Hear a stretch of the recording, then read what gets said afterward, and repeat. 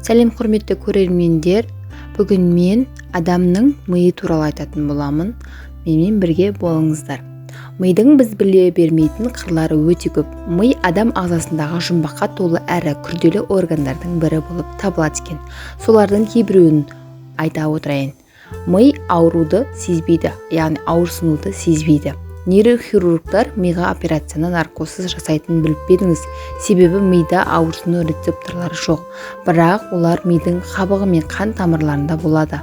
Сондықтан адамның басы ауырған кезде мидың өзі емес, оның айналасындағы тіндер ауырады. Адам өзі ұйықтап жатса да ми белсенділігін жоймайды. Ұйқы кезінде мида басқа органдар сияқты демалатын болып көрінеді. Бірақ іс жүзінде ол күндізгі уақытқа қарағанда белсенді жұмыс істейді. Оның үстіне бұл белсенділік адамның күндізгі уақытта жұмыс істеп басқа да істермен айналысқан кезіне қарағанда жоғары болатынын көрінеді. Сергек жүрген кезде ол альфа және бета толқындарын, ал ұйқы кезінде әсіресе оның бастапқы кезеңдерінде тета толқындарын бөледі. Олардың амплитудасы басқа толқындарға қарағанда үлкен болып табылады екен. Үшінші, ми жасушалар бұл тек нейрондар ғана емес. Бір нейронға 10-ға жуық глиалды жасушадан келеді екен. Олар нейрондарды қоректік заттар және оттегімен қамтамасыз етіп тұрады.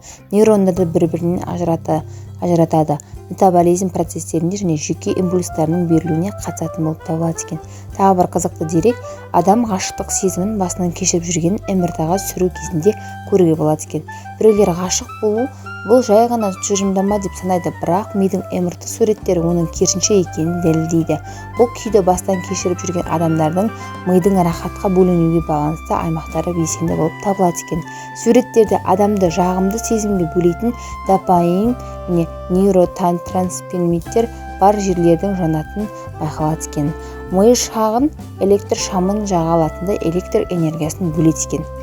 Стэнфорд университеті ғалымдарының келтірілген деректері бойынша интеллект тұрғысынан алатын болсақ, компьютердің процессорының толыққанды жұмысы үшін кемінде 10 мегаватт электр энергиясы қажет екен. Мидағы нейрондар күні бойы бөлетін энергия шағын электр шамын жағуға жеткілікті болып табылады екен. Оның үстіне ми ең ақылды компьютерлерден әлдеқайда жылдамырақ жұмыс істейтін көрінеді. Мидың 60% майдан тұрады екен.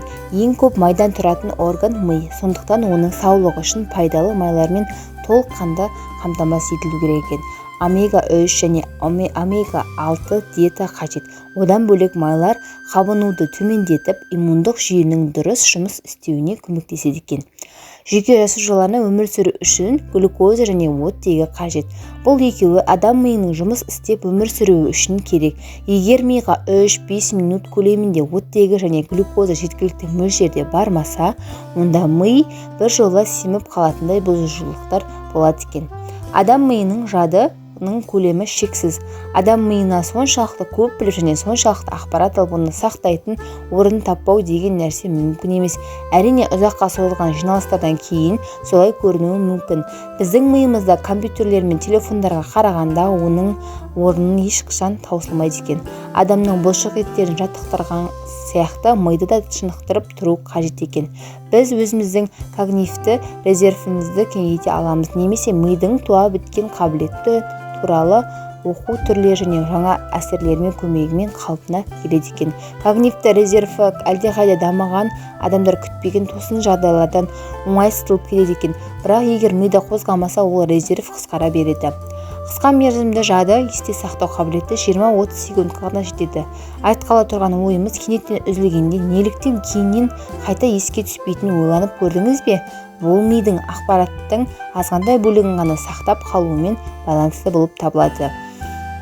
Ми ақпаратты тез еске түсіру үшін сақтайды, бірақ тек 20-30 секундқа ғана.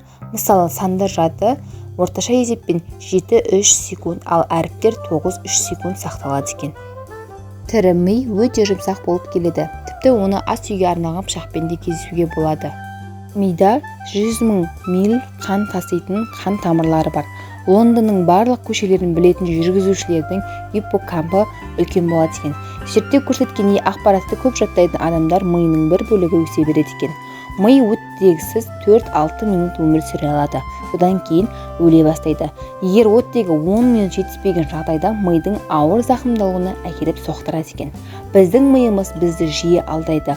Ол заттарды шындыққа сай емес басқаша қабылдай алады екен.